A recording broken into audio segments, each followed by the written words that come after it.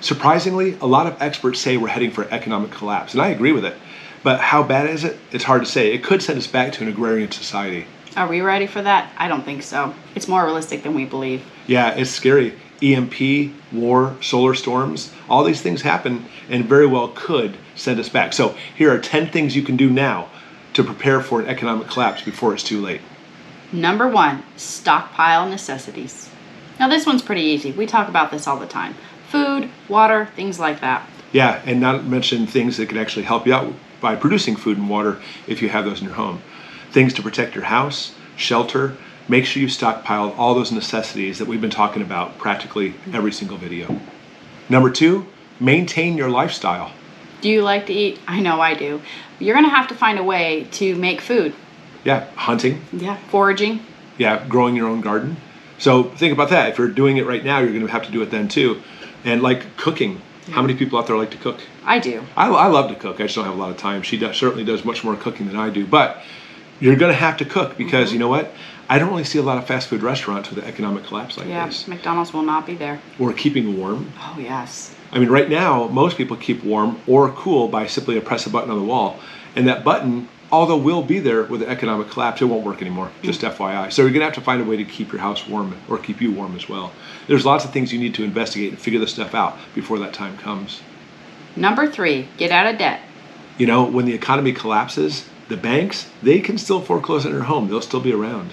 Very scary. So you guys need to find something that you can make or do to get out of debt. It's so important. Yeah, and you have to do it now before that time comes, because when it does come, you may lose your job. You may not have an income source anymore. Number 4, say goodbye to the power grid. You know, it's only a fraction of time in humanity we've actually had electricity, and here we are so dependent on it only 150 years later, less than that. And if electricity disappeared, a lot of people would be hurting. Yeah, you need to have things in your kitchen that are manual, an egg beater, a hand grinder, things like that that you can use if stuff really happens that you have access without electricity. Sure, and there's nothing wrong with having the electric ones now, but have the manual ones as backup, and of course, know how to use those. Yes. Not to mention a solar generator can help also, at least keeping the lights on and keeping communications going for a short amount of time too. So consider getting some kind of solar generator. Number 5, protect your cash. Back in the Depression, people used to bury their money in the backyard. Yeah, I mean, I've considered that now. I would really be scared somebody would somehow dig it up. But you know, keeping it at home, if you have extra cash that is in a safe or something, may not be any safer for the fact that safes can be stolen. A lot of people think, I've got a safe, and no criminal can break into it, but they'll steal the whole safe. Then take it home and work on it for a long time and finally get your cash. I mean, keeping it in the bank may not be any better. You want to have cash liquid available to you in case something happens. Yeah. How much, that really depends on you. I mean, to how much you can actually afford to keep at home. But I wouldn't, at the very least, get out of this. Don't keep all of your money in one bank, because banks are going to be failing. And if your bank fails, even if it's covered by FDIC, and that's a big if, it may not be, it's going to be a long time before you get that money back. So if you're going to keep money in the bank, you might want to spread it out over a few different banks, not just one. There's more strategies to that too that we'll show later, but yeah, having some cash at home is important. Yeah, Very definitely important. is a backup. Number 6, stock up on bartering items. Ammo, tools, things like that, food that you need to stock up on. Anything that people actually perceive as a value, you can trade. I've had people even say cigarettes. I don't know if there's much of a smoking population anymore. I don't know. It used to be. It is. But something you might want to consider is to not stock up on gold and silver. I mean, think about this. People who invest in gold and silver do it because it's a market. It goes up and down, so you can actually make money. Having gold and silver at home just as a bartering item is not smart, because if you show up all high and mighty and having a good time, here, I've got this silver coin I'll trade, you know that they'll know there's more where that came from. You are asking for trouble. So you really want to make sure you can barter, but not make it so Not so you flashy. look like, yeah, exactly, because you could be asking for trouble. Number 7, trim the fat. You really never know how much fat you have until you really start trimming off and finding out what you spend your money on. Yeah, and I'm sure we've all been in situations where your money kind of gets tight and you realize, oh, I don't need to pay for that cable service. I don't need to pay for the newspaper or whatever. I mean, the list goes on and on. Now, there's 2 things you can do about this. Let's say you have the money coming in now and you want to start trimming the fat off, not spending so much money. It's going to help you 2 ways. Number 1, it's going to make you get used to being very frugal. Yep. Yeah.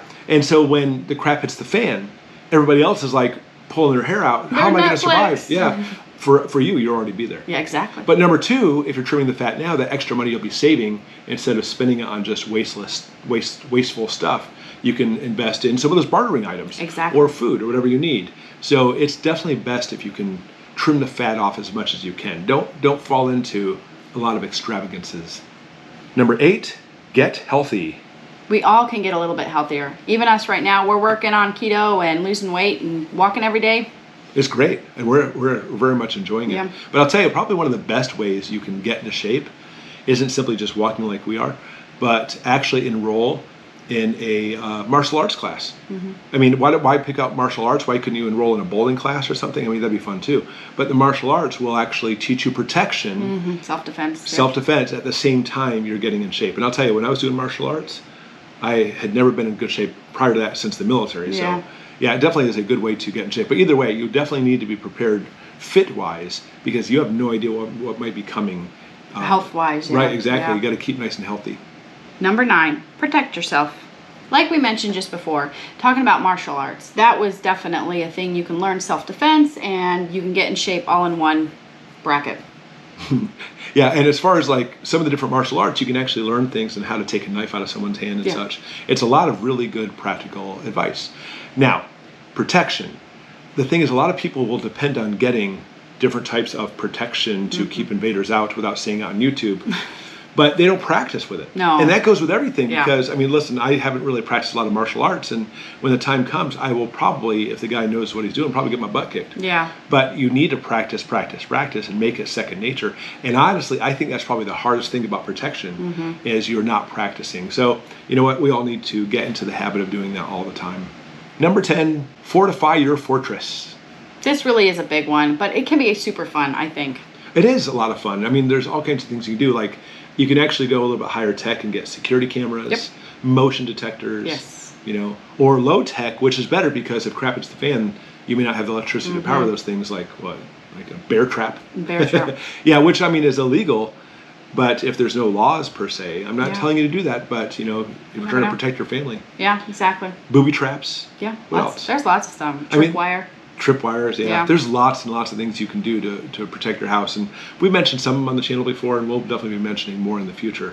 But you need to be creative in doing things. At the very least, you know, put a string around your house attached to cans. Yeah, exactly. That's what we used to do in Colorado to keep bears out of the camp, or at least alert you they're coming in the camp, you know. Exactly. So there's all kinds of stuff you could do, and do it frugally as well. All right, in fact, we just actually made a video, which I'll show you right after this, about what you can do to protect yourself inside your house. All right, but anyways, thanks for watching. Check out the video, and we'll see you next time.